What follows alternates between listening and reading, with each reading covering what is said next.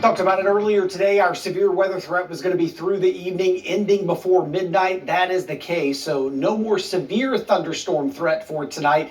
The storms continue to weaken, but I do think closer to daybreak, the flood risk is going to start to go back up and then continue as we go through the day on Wednesday. So we will stay weather aware.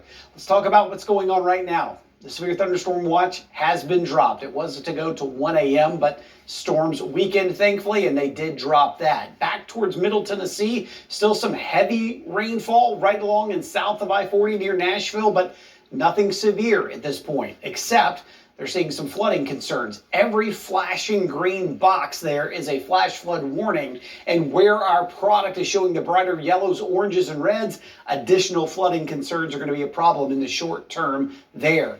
We don't have it in our area. We do have some scattered showers, but you can see it's lighter in nature, and I do think over the next couple of hours, this band of rain is going to be slowly dropping southward, and we'll see this start to taper off briefly as we get closer to daybreak. Let's look at 6 predictors as we head through tomorrow morning.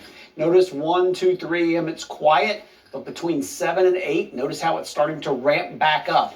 That's the front or the boundary moving into the area and then most likely getting stuck somewhere around I-40. And as we get the sun up, the showers and thunderstorms will be blossoming across the area. So we do have that medium threat for some flooding as we go through the day Wednesday, especially the eastern 2/3 of the area. And again, wherever that boundary sets up, that's where some of the heavier rainfall could be. So we still think there'll be somewhere along I-40 close to it, a swath of some 1 to 3 inch totals as we go through the day Wednesday. That's where we could obviously have some concerns. Part of this is the cold front moving through, yes, but also the moisture from Bertha. Still a tropical storm that will weaken as it moves west. As we go later tomorrow into Thursday, our front's far enough south, as we said, that especially the northern half of our area, a little bit of relief from that higher heat and humidity, but it doesn't last long. As Bertha basically falls apart, the cold front now turns into a warm front, which means it's going to pull that moisture back northward late Friday into Saturday. This is some deep tropical moisture that's building across the area, and that could lead to some increased rain opportunities, maybe locally heavy, maybe some flooding as well as we get into Saturday. That'll be the next time frame we're really keeping an eye on, especially later Friday into Saturday. That's after tomorrow, right? So we're done with our shower and storm threat for tonight.